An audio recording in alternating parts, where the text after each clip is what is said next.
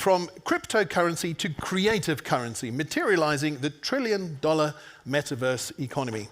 Now, the first time I heard trillion-dollar metaverse economy was when my business partner, Daniel Doll Steinberg, told me about the Atari token. The Atari token in 2017 was an extraordinary concept. It was talking then about the metaverse. They did an ICO. It didn't happen. You know, they stopped the project. But the potential, the concept of that was utterly profound. And I think we're starting to see it happen now. We hope this panel will help us. Please welcome David Wachsman to the stage.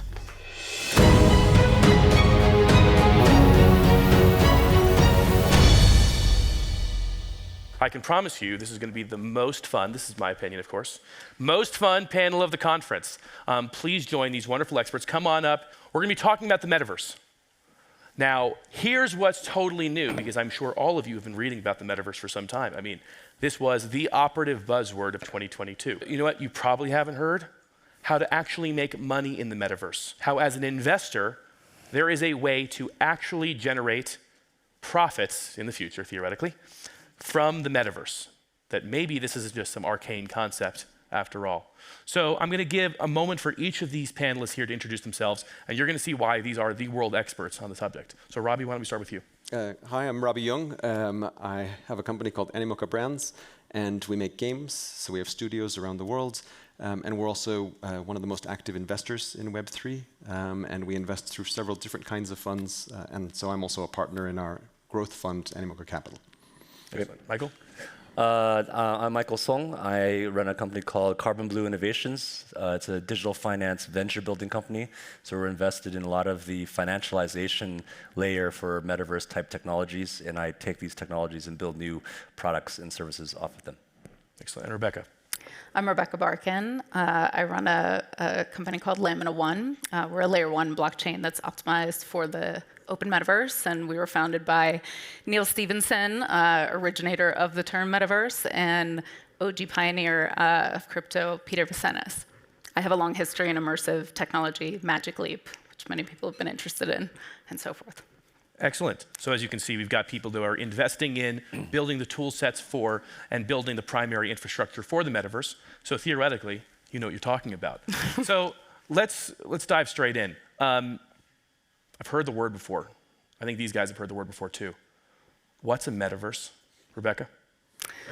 Yeah, I mean, the way that we think about the metaverse is just really the future of our lives online as they evolve towards, you know, more rich, spatial, 3D, social, always-on connected experiences. It's not so much about the medium or the platform that you use to access those experiences, because we think you should be able to access them from several different mediums, but it's really about the existence of our lives and sort of interoperable virtual worlds that we can freely traverse and transact. So you're saying I don't necessarily need VR goggles to be living in a snow crash type environment? No, I mean, I think that'll be part of it. I mean, obviously, I'm a big believer in augmented reality, and I think it leads to that sort of seamless interaction between our lives in real life and our lives, you know, our digital lives as well. You want that to be really seamless. So it is not a natural part of it, and they've driven a lot of research into the metaverse and how to make experiences really sticky and interactive, but you shouldn't need those things to access it. There are plenty of good examples in Web 2 of people being able to access and thrive in the internet. Yeah. Okay, so Michael, I want to ask if you agree with that definition of metaverse. And listen, the reason I'm spending so much time defining this term is because if we're going to eventually find business models that make money in the metaverse, and if the metaverse is more than a fad, then at least we have to define what we're kind of talking about. So is that a broad enough or a narrow enough description of what the metaverse is? Yeah, I think it's, you know, that's a nice broad description. It's the future of our digital lives and how we interact with it, right? But I'll add an additional component. I think we're all here because this is the crypto finance conference. There is a component of blockchain as an underlying technology substrate to support the metaverse. We were talking behind in the back room of how to, you know, differentiate between the word Web3, which you hear a lot, and metaverse, and I think we consolidate around the fact that Web3 represents a set of these tools, and I would say the associated business models that will enable the metaverse to be able to take data, package value, and exchange that value. And from my standpoint, I'll make the explicit point that I think whatever emerges and wants to be sustainable, the financialization layer of that metaverse becomes very, very important. That's the investment thesis that I have. We're going to be talking a lot about that, so just hold on there for a moment. Robby, we saw in 22 a collapse in equity value in a lot of tech companies. Of course, we've seen layoffs everywhere. But I'd say probably the most notable, or at least certainly the most relevant and germane to this conversation, would be layoffs at Meta that seemingly were a result of the failure of Horizon Worlds, which is Facebook's, Meta's, online virtual reality type property. Reporters who did exhaustive research on this and would spend umpteen hours in the metaverse, in this metaverse, would say that there simply wasn't real interactivity there. The reason I'm mentioning this, of course, is Animoca owns the Sandbox, which is the most talked about, actually Web3 railed metaverse. Let me ask you this first, the most basic question. Are you seeing activity in the Sandbox? Yes, absolutely. So tell us about it. So we have about somewhere, I think it's about 3.5 million users in season 3 of the Sandbox. I think one thing that's important about the experience to remember is because it's kind of a Gen 1 Web3 metaverse experience is that the users are 100% paying. Everybody has to own something to participate in the environment. There's 3.5 million people paying, and this isn't today. Yeah, so they own land or they own NFTs. They're paying you, like in traditional gaming terms, these are paid users. So they're like people who have PS5s because everybody paid to have that experience. So the economic model is very different than what we had originally in free-to-play games where we came from because our heritage was in mobile games, where you have a lot of free players who are just playing in the environment and only a small percentage of those pay. So it's a very different business model. And those customers, the people who pay, typically in gaming, they are much more valuable customers. That is to say, if I'm an investor in a gaming company that is a free-to-play model, the number of users I must have for the valuation of the company equivalent. 2% of the users pay for the whole business. Okay, pay for the whole business. Yes. So I mean, that just tells you that if I'm an M&A banker, for example, I'd be valuing the company based on mostly those 2% paid users. Is that correct? Correct, which is why I think another way to think about that is if you want to apply those economic models, you have to look at a game that has 2 million paying users in Web3 the way you would look at a business with 100 million users in a traditional model. And then you have to look for differentiations in average spending per user and lifetime of user, like how engaged are they, what's the session length, there's lots of different metrics. So I think sometimes it's hard because we don't have an agreed upon set of metrics yet in our industry because it's too early to really analyze what is engagement. Because traditionally in Web 2 games, we looked at daily active users. By the way, it's worth noting that many articles have been written about this subject. Yes. But to your point, they don't seem to go anywhere. That's to say, I never see a conclusive evidence from a reporter saying, this is it. Because it's very hard. So let me give you a simple example, and I'll use the Sandbox as an example. What's worth more? A user who comes in and interacts with everybody in the community and plays for hours on end and builds stuff all day long that day, or somebody who just comes in for 5 minutes and spends $1,000 and leaves?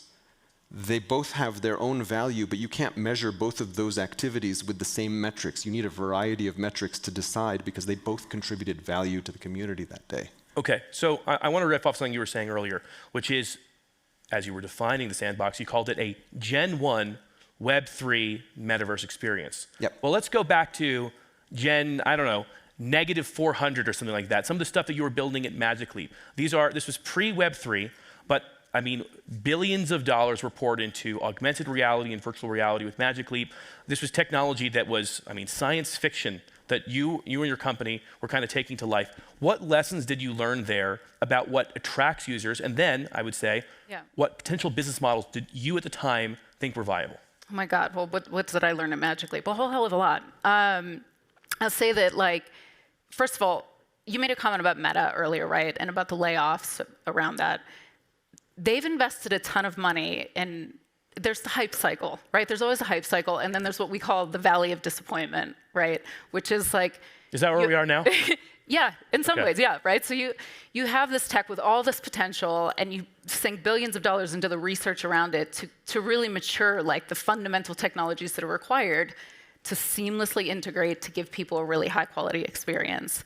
And that is worthy investment. That's what Meta was doing, right? Facebook Reality Labs is one of the people that has pushed hardest for like hand tracking to move forward, for inside out tracking. Like they've been really critical, and those things will realize value in the metaverse in the long term. So those are really, really important investments. They've been doing the R&D that's going to be a requirement, you're saying. Right. I mean, spatial computing is going to be huge. It's going to be a huge part of the future. So, and Magic Leap was involved in a lot of that. Now, what we learned there was like, that was not ready for consumer, so you don't spend consumer money developing AAA games on systems that are not mature enough to support them, nor do you have the money in the consumer markets to recoup against them.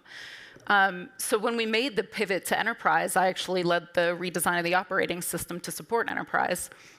You had to kind of completely re-architect that, as well as the user experience around it, to be able to support things that are really important to enterprises who need to like benchmark And capital. so they were using it, for example, for things like trainings, right? That's is that right. correct? Remote assistance and manufacturing, like where time to task is really important, or like retention, knowledge retention is really important.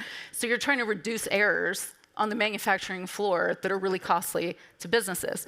And AR was wildly influential in that. That's where people see a lot of value in it. But you're looking at 5 to 10 year horizons for that to be realized. Yeah, well, so actually, go on, Robby. I was going to make one comment. To go back to the first thing that actually you said in the first question, the first word you used was open. And I think that's where Facebook has fallen short. Yes, you're right. Because if you really think about what a metaverse is, you can think about what it isn't. And so I get asked a lot. What do you mean? Yeah, you got to explain I get asked a lot, like, what's the difference between a game and a metaverse? Because you got things like Fortnite and Minecraft and Roblox. Sure, and and Grand Theft Auto, it feels like you're in some world.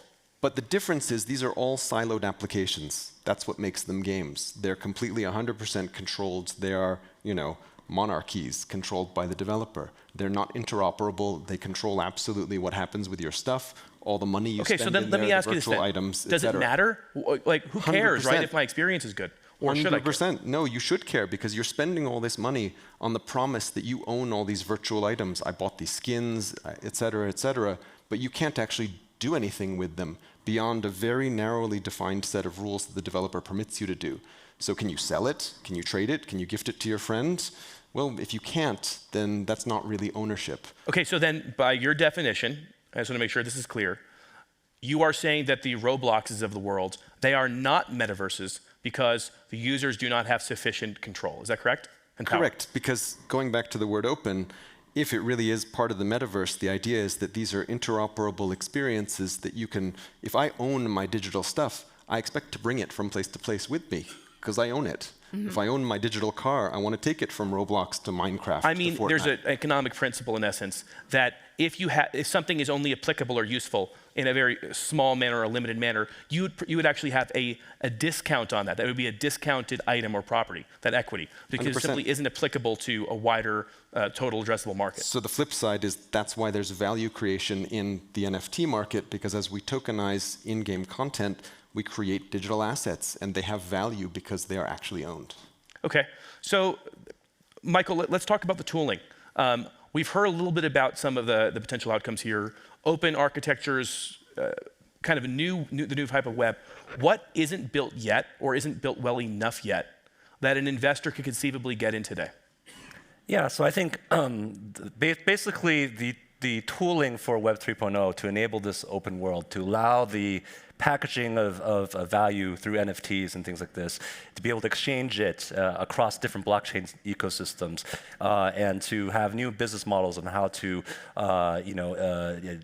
develop social activity and things like that. That tooling, I think, is in a relatively early stage. Okay, and so these pieces exist almost as technical tools, but they haven't been integrated into solutions that actually would get retail use. So I think there's a lot of opportunities to invest into this basic tooling, right? Because regardless of how the metaverse evolves, I would argue that really to make them sustainable in terms of business development, business models, and to be able to have return on investment, eventually they're going to need to have the exchange of value. That's what a digital economy is the exchange of value, and these are the tools that enable that. So I think, so for myself, I think investing into that fundamental layer will pay dividends in the future. Now, worth disclaiming, I am an investor in Lamina One, so I want to ask, though, why does Lamina One need to exist? I think it's a very fair question. We've seen layer ones pop up for years. We've got to say it. We've seen layer ones pop up for years. Do we really need a new one? And why does one need to be architected for the metaverse? Well, I think, okay, so when it comes to actually building the metaverse, like there's several different areas for this crowd that need to mature, right? There's storage infrastructure, there's network infrastructure, there's creator tools that need to be improved, there's massive improvements that need to be made around onboarding. So, and then there's community, right? We definitely felt like there was an opportunity in layer one, there was a gap in the market in terms of a layer one that was not built for DeFi, but that was built with a genuine understanding and with the credibility of what it takes to build sticky, creative experiences. And some of the problems that blockchain can solve when it comes to music, to the way that game developers build and interact and trade assets, and the way that we track royalties and scalable payment distribution. So we felt like there were a lot of knobs that could be turned, and Lamina One specifically, with Neil as sort of the religious leader around the chain, like he has incredible credibility in terms of being the futurist that imagined what this metaverse, fully interoperable and open, could actually be like. And so what better sort of leader to build a community that gives creators more leverage than they've ever had before. At Animoca, you've invested in through the various properties and funds, in more than 200, as I understand, 300? Yeah, just shy of 400. Almost 400 different companies, most of which, in some way, shape, or form, I would argue, contribute to the eventual metaverse. Is that kind of correct? Yes, so more than half the businesses are in content. Okay, so let's kind of define some of those types of properties. That is to say, when you say about content, are you talking about like AI generating content? Are you talking about... these are game companies. They're companies involved in music, fashion, DeFi, art. These are all basically what we would call Web3 culture businesses. And the reason that we invest broadly is because they all have it's all around community and culture, and they all relate to each other, because in an interoperable metaverse environment, you expect that if you have a game experience, you might own art to decorate your personal space within that metaverse. You might listen to music. You might transact with DeFi because you want to interact with a lending protocol to stake your NFTs or something like that. So all of these things work together, and that's why we've kind of mirrored our investment strategy around how we see culture developing. Well, so actually, let's double down on content for a minute. Many of the panels and discussions here at this conference have been about DeFi. They've been talking about how to make money right now through trading cryptocurrencies, and for many of the conversations here, it's been Bitcoin is just another asset to be traded, cryptocurrency. But in this case, we're talking about something different, right? It seems to be this is an incentive or a piece of a system that is, say, a cryptocurrency that enables what? Stickiness, certain user behaviors. What exactly is required? Why do we need, a blockchain? This is a really big idea. This is an idea that actually Web3 is literally going to change everything, because with Web3, what we have is the power to actually create digital property rights. So all of our lives are run around the digital world, and yet we place zero value on anything digital. Like every image, every song file, the actual file itself is infinitely copyable, so we value it at zero. That's why we have streaming services, because we can't control copyright. But if we could, because we put it on chain, then we can give it value. And so all of a sudden, if you think about all of the digital items that exist in the world, actually applying a value greater than zero to them, you've created a huge amount of economic value as a result of that. And then on top of that, because they're open assets, you can build on top of them and use them. Just the way that, when we invented the automobile, then people could make petrol stations, they could make tire manufacturers, baby seat manufacturers, because the car exists. So all these other industries are given rise to because the fundamental asset is open. Okay, so Michael, let's expand on that, because I think that's a really important point. Let's say we have this user-generated internet, and let's call this a version of the metaverse. What are the real upsides and benefits of this? Is just that simply that I get, I get to use more orange, because orange is my favorite color in various things. What is the real material benefit? And as an investor, how do they benefit from a user-generated internet? Well, I think this is, there's two aspects of this, right? One is just simply cost, meaning the power of, for example, AI technologies with like Stable Diffusion or this new chat GPT stuff is that we have now automated ways to create new content, new worlds, and we can really lower the cost to bring imaginative worlds to users. So I think that's interesting. The other aspect is on the content side, right? And when you use the word content, then you have to talk about intellectual property, right? And the rights thereof, to give it value, as to say. Now we have technologies like NFTs, which you can basically use a digital wrapper to encapsulate either a virtual asset, but also a lot of times real world assets, which include things like intellectual property and things like that. And that is a relatively unexplored thing, because once we can do that, we can make intellectual property fungible. We can create markets associated with it, and then we can give creators revenue streams that didn't exist before. I mean, I was saying, these sound like completely brand new business models. This is not things that literally can't exist today. That's right, yeah. Except in the physical world, right? Not in the digital. Okay, well, can we talk about blending these two things? Because I've got to tell you, there maybe in 15 years or maybe beyond that, we can live more and more of our lives. We're going to be tapped into the matrix. But it seems to at least me, and I think to many others, that there's something valuable about things being tangible. And I think that, Rebecca, you spent a lot of time in augmented reality as well. What does this transition phase of the metaverse look like? How are we going to use or take tangible items and somehow create new business models around that in the metaverse?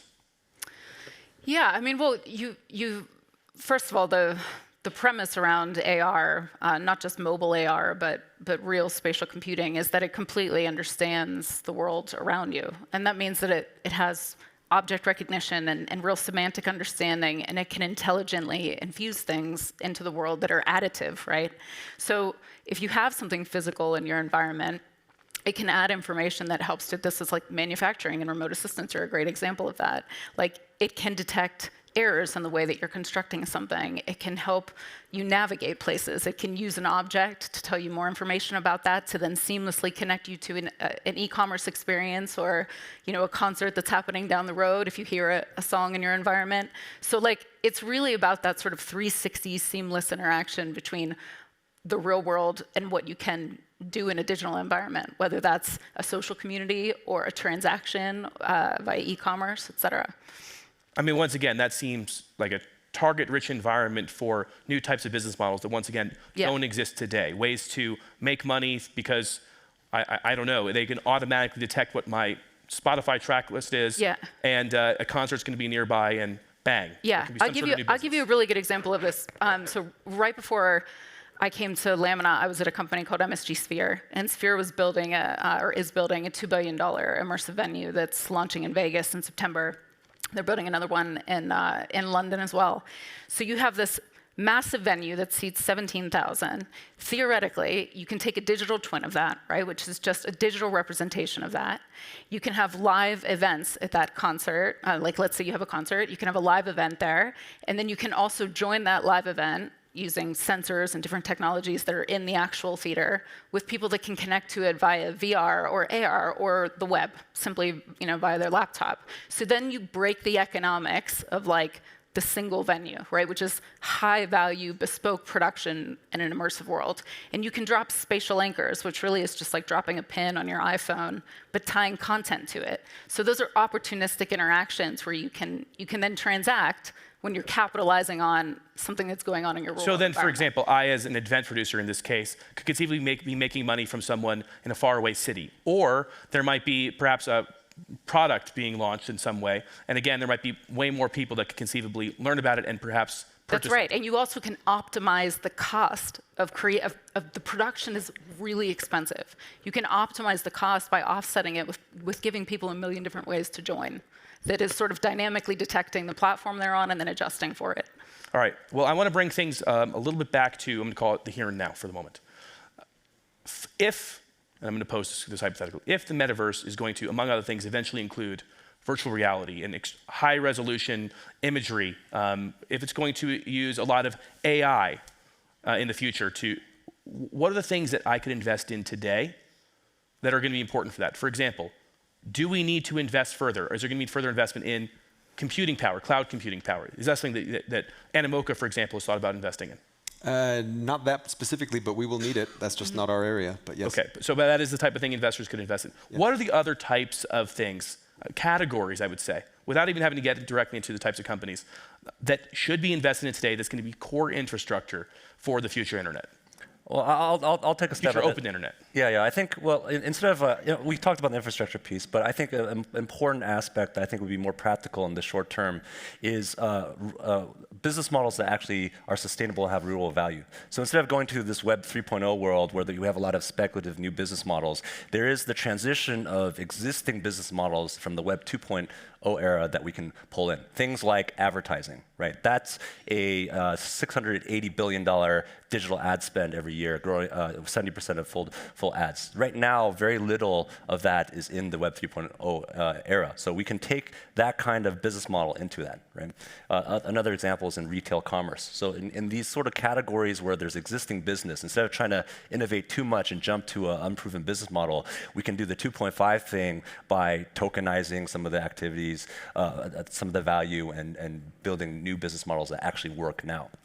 And Rebecca, if I had to ask, what are some of those, now I'm looking 10, 15 years ahead. Yeah. What are some of the types of things that need to exist 5 years from now?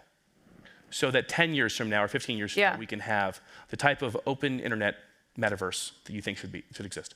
Well, I think there need to be massive improvements on the sort of identity front. I think that can help. Why is that?